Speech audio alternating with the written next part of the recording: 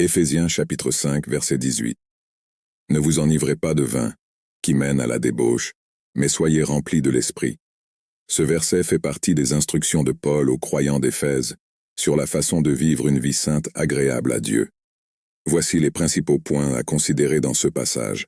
Ne pas s'enivrer de vin. Paul commence par avertir les croyants des dangers de l'ivresse.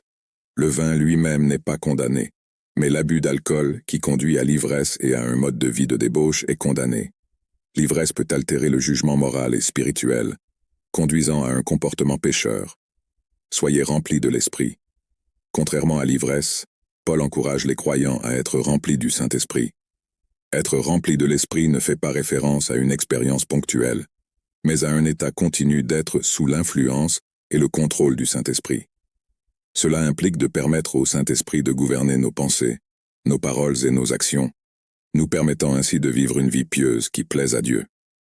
Fruits de l'Esprit. Juste après ce verset, Paul décrit les fruits de l'Esprit dans Éphésiens 5 verset 20, détaillant comment le remplissage de l'Esprit se manifeste dans les relations familiales et sociales.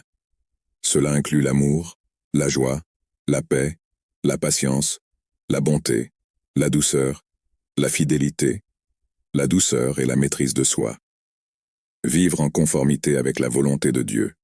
Être rempli de l'Esprit est fondamental pour vivre en conformité avec la volonté de Dieu. Cela nous permet de prendre de sages décisions, d'aimer notre prochain et de vivre une vie pieuse.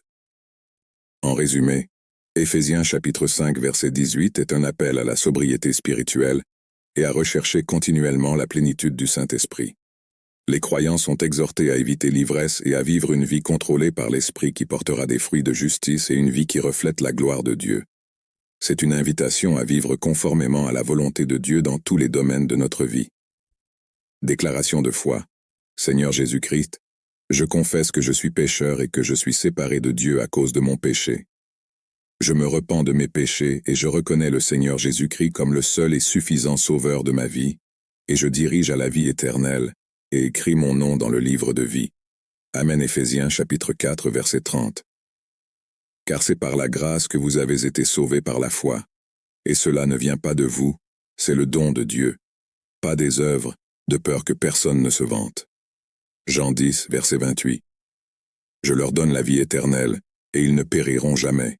Personne ne peut me les arracher des mains,